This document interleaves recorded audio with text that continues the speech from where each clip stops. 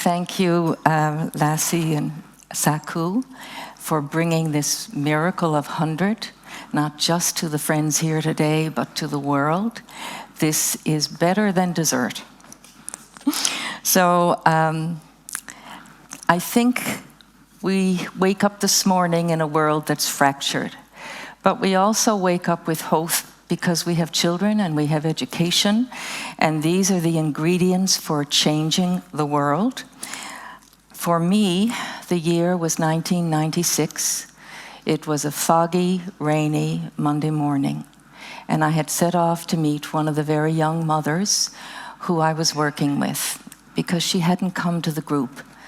And any time some of the mothers who were living with partner violence, anytime they didn't come, I was worried.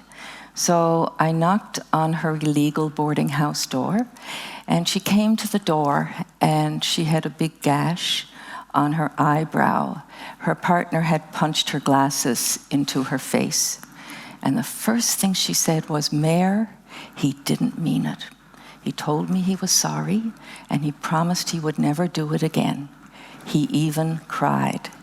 Now, as she's saying this, she has her newborn little girl in her arms and another little toddler hugging her leg. And I have to say, it wasn't empathy I felt. It was rage. That this wonderful young woman grew up in a home where her mother was beaten by her father.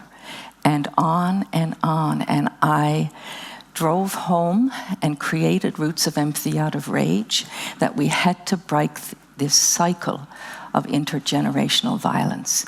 And what better place to do it than... I'm an old school mom, so I believe that that is where democracy is born, as well as in your wonderful country here. But if we want to have sustainable change that is really scalable, school is a very good place to start because all the children go there in developed countries. So I realized that with all of this young woman suffering and all the other suffering from violence and cruelty of all kinds, the missing ingredient was empathy. And it happened everywhere where you saw relationship violence. So my answer to myself was, okay, let's do something about this, because I think I've found the right question. Where does it come from?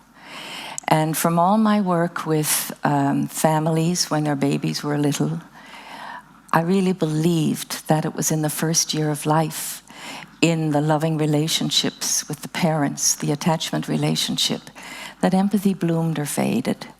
And I decided, before I got home, it was a 45-minute drive, so it wasn't a very well thought out plan. But I did decide that the next Monday morning, I would start what I would call roots of empathy, because the root of empathy is in the relationship, the first relationship of life. So I furled out a blanket and I got a little baby and made it up as I went. And now it's going in 11 countries, and it's going in 7 languages. And I think the idea of looking at the slides, are they behind me? That just gives you a little idea of how the program works. It works with children in elementary school, and the children are coached to observe the baby's emotions, and to observe the baby's efforts, the baby's intentions.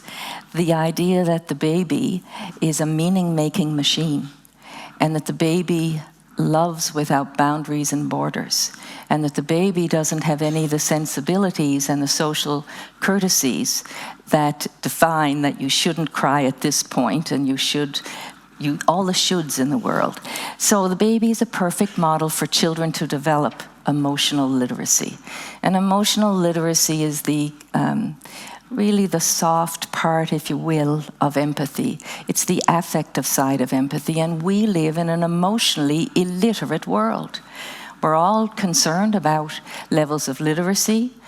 just to let you know, in terms of how there has been response to this idea of my accusing us all of not being emotionally literate enough, the UN asked me to speak about that in 2010 on Global Literacy Day, because they wanted to insinuate it. And the other thing, Oxford has their Global Literacy Conference, and I would say as a direct result of the support and coverage that HundrED has given Roots of Empathy, I was invited to go and speak at that. That was just about a year ago now.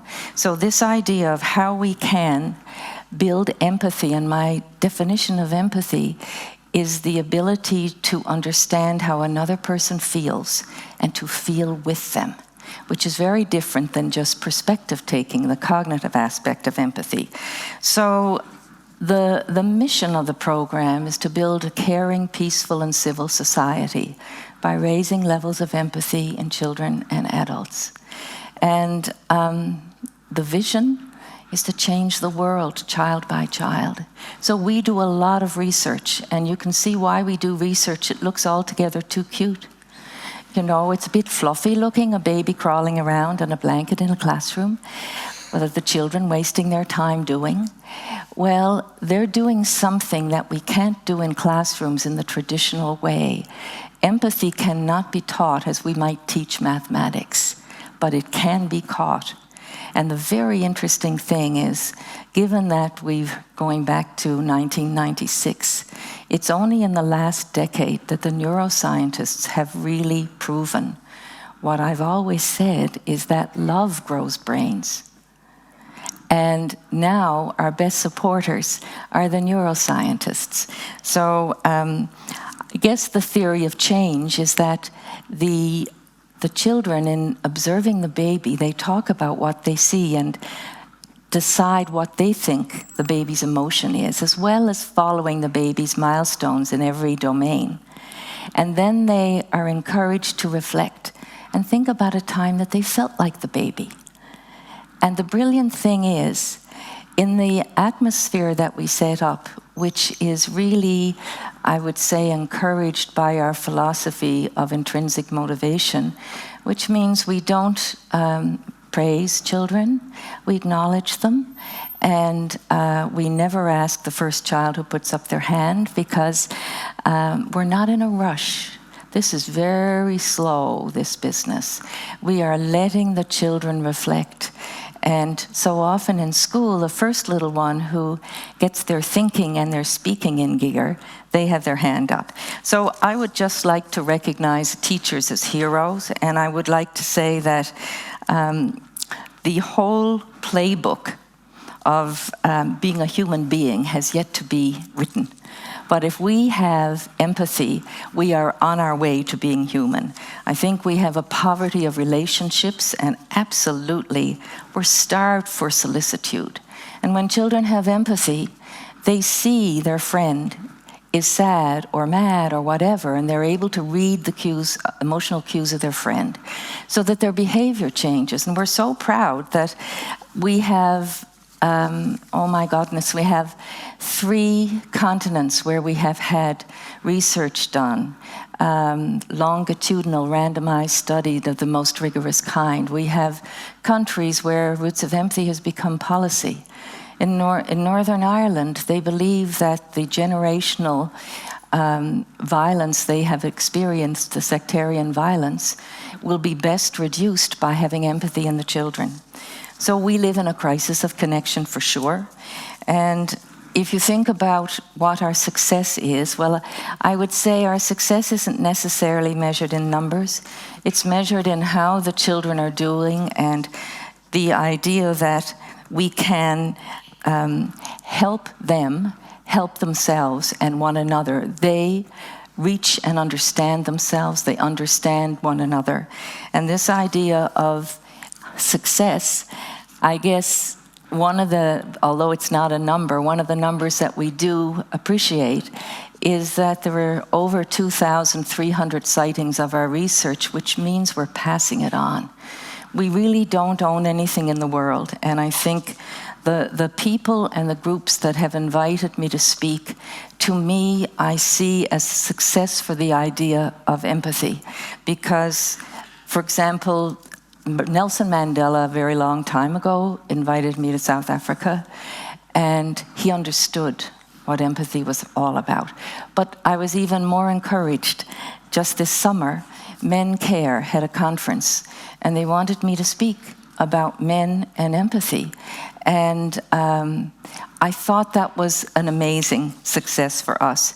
The YEF, the Youth Endowment Fund, as an example in UK, they are doing a randomized longitudinal study with roots of empathy to see how we can prevent knife violence in youth. Now, our children in the UK only go up to 11 years of age, and they were looking at older violence, so it's clearly prevention. And I think also in Canada, our entire military asked to have a presentation on Mental Health Day on the ideas behind roots of empathy, because so many of their people were wounded in empathy. I guess the thing, the pediatricians in New Zealand, they had a meeting and they wanted to hear about how they could infuse more empathy into their practice. So if you look at the various groups of people who are thinking about empathy, and it's not even just roots of empathy, people associate us with the word empathy. So we have our movement, if you like, an empathy movement, as well as our empathy programs. So to my amusement, Collision, which is a very big tech conference, they asked me to speak 3 years in a row. And I just was tickled, because I'm not particularly high tech, as my staff will tell you. I'm more the high touch type. And they really appreciated that they needed to infuse empathy in technology. And I've been doing a lot of work on that. LearnIt in London, my invitation to present there, I would say, is directly as a result of the connections through HundrED. That's a global education conference. So I guess Vivek Murthy is another example. I'm Canadian, he's American, he's a Surgeon General. But they brought together a group of 4.